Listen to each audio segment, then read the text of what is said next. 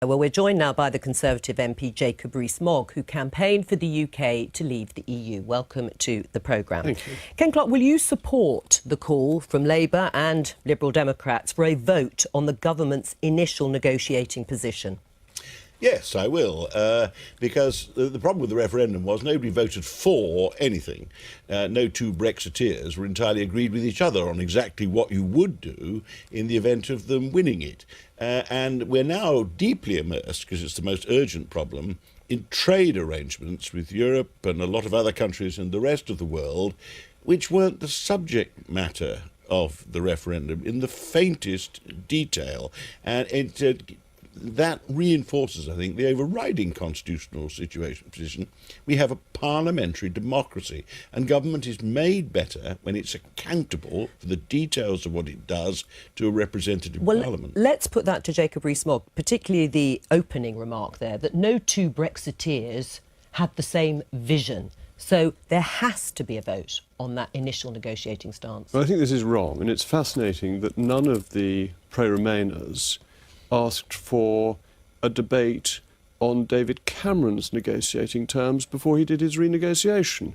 That was deemed to be a perfectly normal exercise by the government of its powers.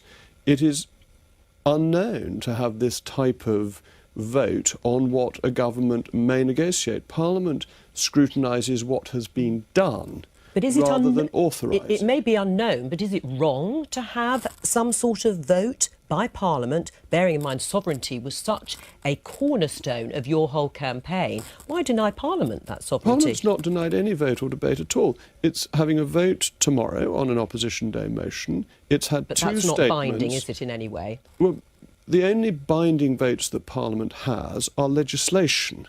And legislation comes at the end of the process, not at the beginning. Our Constitution is very straightforward. It has a separation of powers between the executive, the legislature and the judiciary, and this is well known and well established. The executive makes the day-to-day decisions about running the country. They then require legislative approval, for which they have to go to Parliament, and Parliament provides redress of grievance. There is as yet no grievance because there's no decision. And your concern and your call for a vote at this opening stage is just going to fuel the argument that you just want to thwart the referendum result. Well, that's a way of getting out of debating what it is we're going for. I mean, the government doesn't know what it's going for at the moment, although it effectively announced at the conference that we're leaving the single market and we're leaving the customs union, which is the very reverse to what was argued in the referendum, because everybody was in favour of free trade and maintaining all our trading links then. Was it the reverse? But Parliament, just on what Jacob just said, the idea that you could interpret the parliamentary sovereignty in our constitution, which Jacob and I are both ardent supporters of. Our Parliament never discusses policy. Parliament can't vote on policy. Parliament can only wait to see whatever the government wants to do and allow it to happen, and only then can it vote when the government has committed the country to all the decisions. That is a startling diminution of the role of Parliament, even in the face of a referendum. All right, well, we'll come back on the Parliament. Just before I come back to you, Jacob Rees-Mogg, when you say that actually the vote to leave didn't automatically mean leaving the single market, what does it mean then to leave the EU if it isn't to leave the single market? Well, on both sides, different voters had different ideas, and a lot of the vote is being interpreted as we want fewer foreigners. We don't like foreigners, was one of the Leave things. But of course there were many intelligent, perfectly civilised people on the Leave side who had different arguments. One thing all the Leave people agreed on was the virtues of free trade.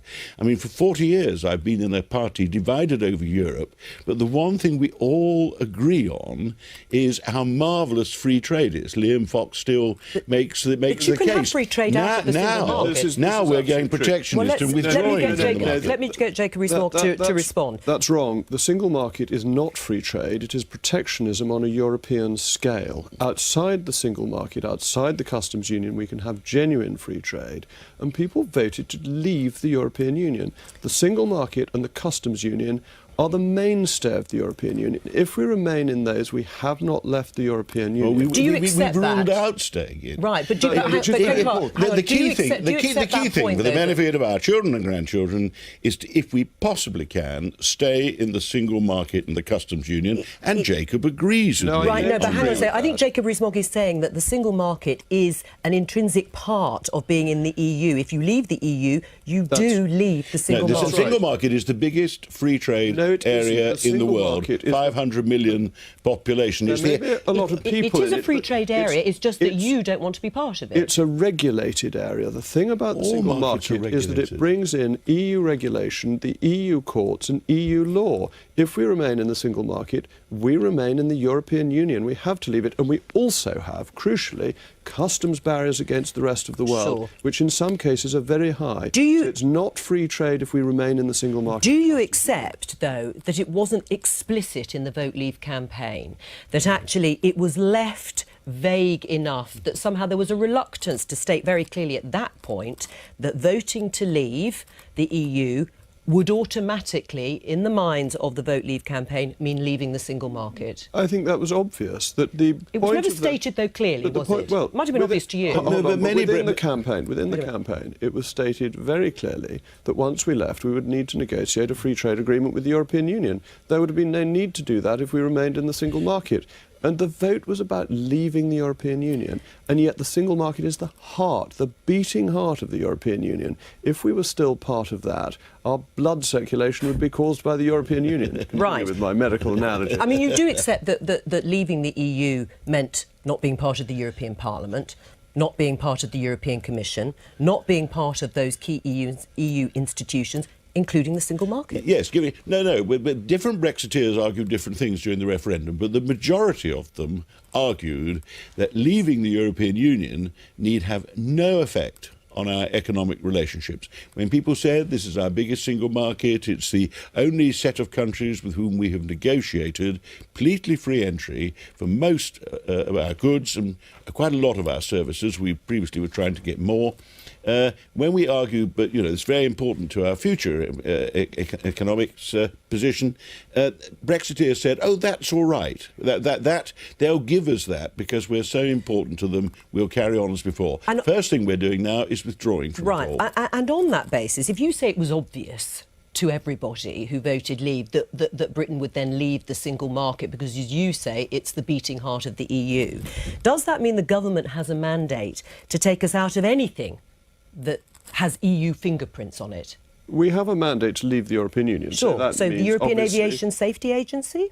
We don't have to be part of any, we cannot remain part of any European body that is exclusively members of the European Union and has the European Court of Justice as its ultimate arbiter. But on the point of the single market, the EU is in the midst of negotiations with the United States and with Canada to increase access to its market by those countries. Hasn't been ratified, of course, the Canadian Service, and it's taken a very long time. That's absolutely true, but it would have been absolutely bizarre, and would be bizarre of the European Union, to put up trade barriers against a country that on the day we leave meets all its regulatory requirements. If they wish to do that, they will harm their own economy. They may choose to damage their own economy, but it would be an eccentric thing for them to do.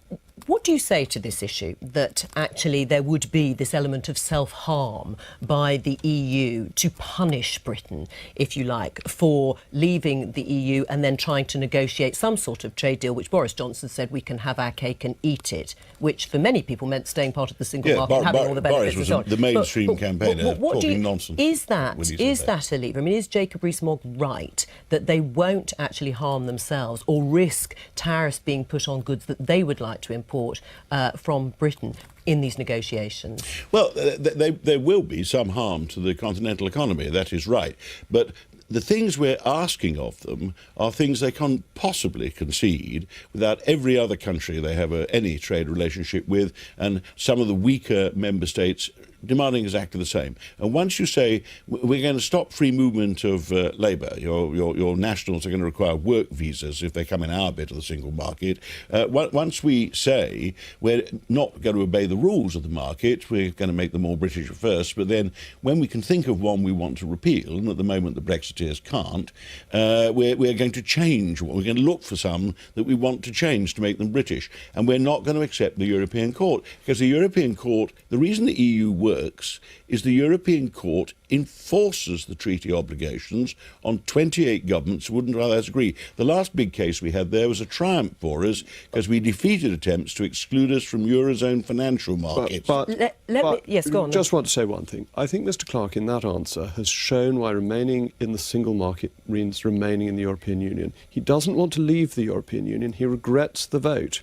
And staying under the auspices of the European Court of Justice in any way means we have not left the European case has Union. upset you? Because, which case have we lost that's upset you? It is superior law. No, so is the International Court in The Hague. No, it's not. Are we pulling out of all these? The court in The Hague applies law which we then have to apply via Parliament, whereas ECJ law, as you know, is our law automatically and doesn't require any approval of Parliament. It overrules British statutes. Give our viewers some examples of laws that you have been very unhappy about, or laws that you would repeal or cases immediately. we've lost at the European things Court. that affect my farmers, the three-crop rule, for example, the ban on neonicotinoids, for example, have been damaging at agriculture on cases that we lost.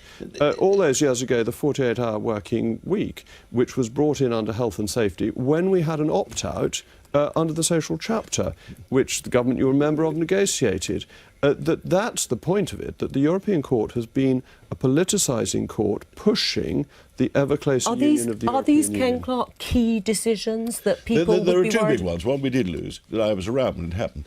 We went there, contrary to our own legal advice, arguing that the Working Time Directive, the 48-hour rule, was not a health regulation. Well, the reason even Victorians restricted hours of work was for health, so we lost that. Now, Theresa's made it quite clear, one thing we're not going to do is start tightening up on labour regulations, so we're not going to take advantage of leaving so that people are obliged to work more than 48 hours if they don't want to. A law that you would repeal, the minute we have subsumed all of that European law into British law, and then you decide to keep it, which ones would you get rid of? Oh, well, I would get rid of the three-crop rule straight away. Okay, but there are hundreds of rules to get rid of. You say that, but which is a key one that will... You cited banned chemicals and pesticides. Well, I was talking about agriculture, which I represent a rural constituency. Well, that's why you're saying it. Have a go at Friends of the Earth and But it would give us freedom to set our own fishing quotas that would benefit our fishermen. We would be able to have light bulbs in our homes that work so people can see in the dark. There are all sorts of useful people things might argue that it's useful, but it's not absolutely intrinsic to life.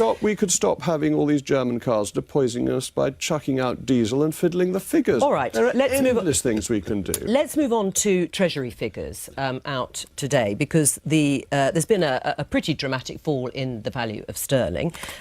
We already had a forecast, albeit through the campaign, to say there would be a 4% hit to GDP from Brexit and a dramatic drop in tax revenues. And today, on the front page of the Times newspaper, leaked Treasury papers say that Brexit could cost £66 billion a year.